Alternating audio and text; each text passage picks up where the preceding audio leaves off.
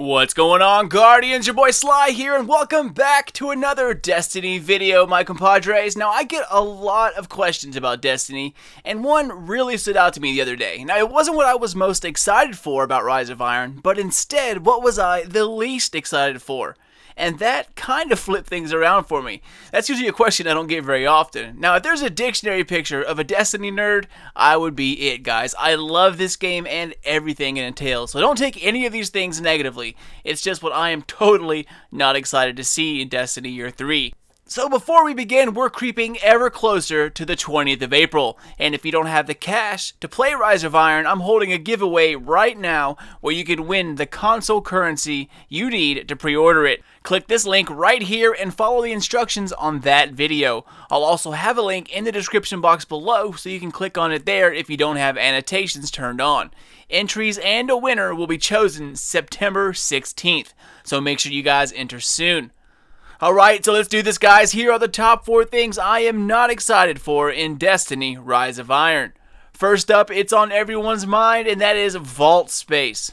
Granted, I do have 40 exotic engrams in there right now, which will clear out relatively soon, but you expect all the current exotics, all the new exotics, all the Taken King weapons will be relevant in Rise of Iron.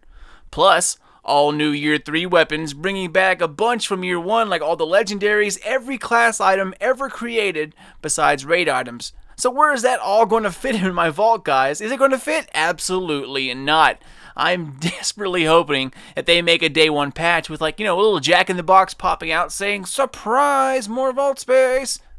I doubt it'll happen, but if you're a Year 1 player and you have all the Crota weapons, all the Vault of Glass weapons, Prison of Elder weapons, all the best vendor weapons, strike-specific weapons and armor, etc., etc., 3 years of stuff takes up a lot of space. Now, add the biggest weapon and armor drop of the game to date and not increase the vault space? Come on, man.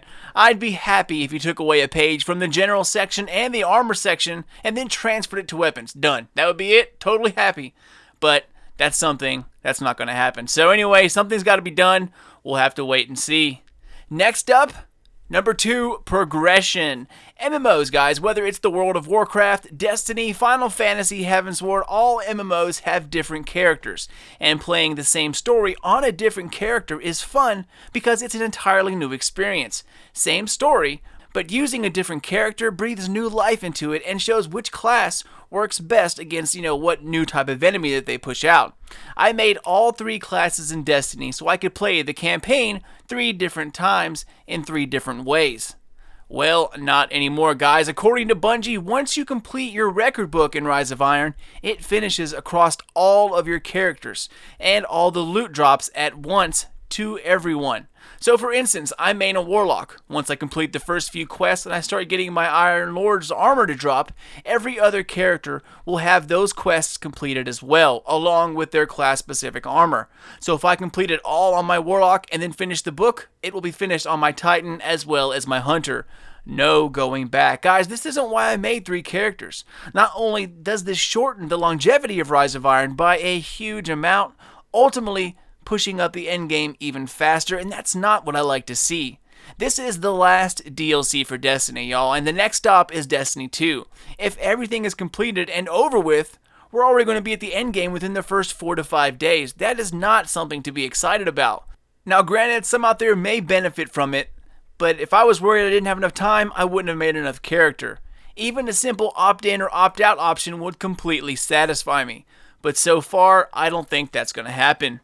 Alright, number 3, next up, something the community has been talking about forever, and that is story content and a campaign. We've asked for years to see a story evolve or expand the total Destiny experience. And while the way storytelling has evolved over the years, it's been dramatic, but the length, not so much. Rise of Iron is only getting 5 campaign missions, guys. 5. On top of that, 1 new strike, and they already let other YouTubers spoil the entire thing by letting them publicly post the strike from start to finish. So basically, we're getting no new strikes. 5 stories, basically no new strikes. We've seen it all. I haven't watched the full strike, but no matter how many times I try to avoid it, another YouTuber's commentary has background footage of it, or snippets are cut between scenes, They just pop up whenever I'm not trying to look at it. While I do like hints and previews as much as the next guy, showing the entire thing, that's not really my deal. I want to be surprised when I see it. However, one of the older revamped strikes, I'd watch that all day. Now, I know a lot of story is tied up in quests, but there isn't anything better than playing part of a story and watching it unfold in front of you with cutscenes, and NPCs contacting you, banter, the works. That's how a meaningful story gets told. Quests, they can tell a story, but it's way too drawn out, and if it's too long, you end up forgetting why you're there in the first place. Mass Effect is one of the best game series ever, period. Well, okay, that's my opinion. But they actually hired a bunch of writers last year, and one of them was a lead writer from the Mass Effect team. While they are probably focusing on Destiny 2, we've waited a full year with no real DLCs to talk about, Festivals, April update, that was nice, but it's not real content. 5 campaign missions and 1 strike that's already been publicly shown, that is a complete letdown.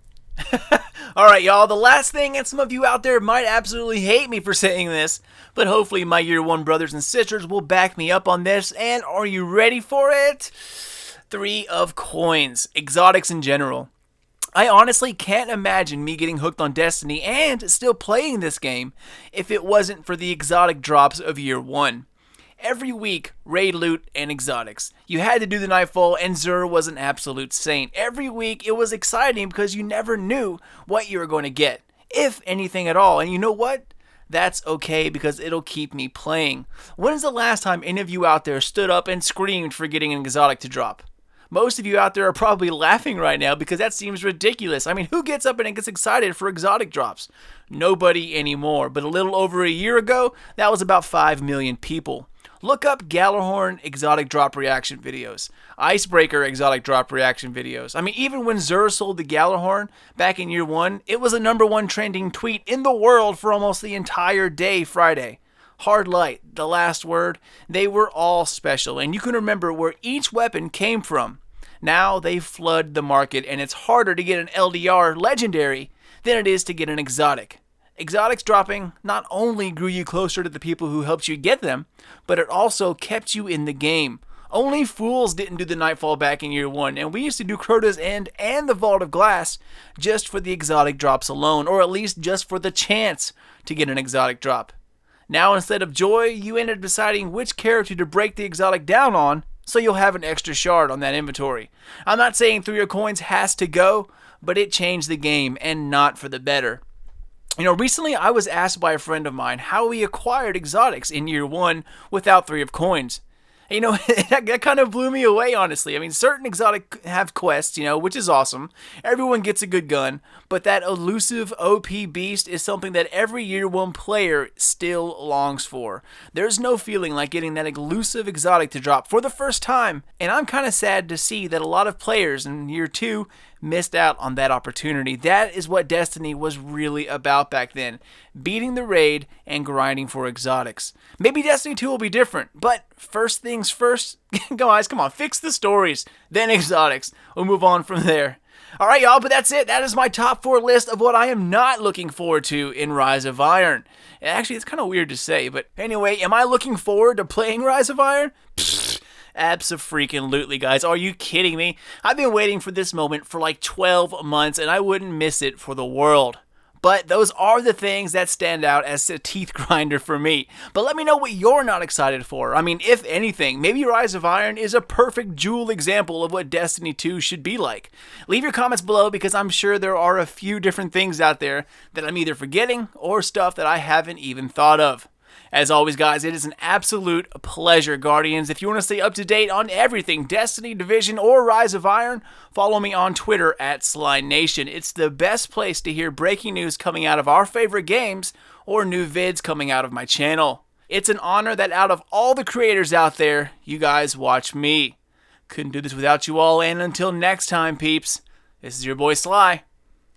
Done, gone, out.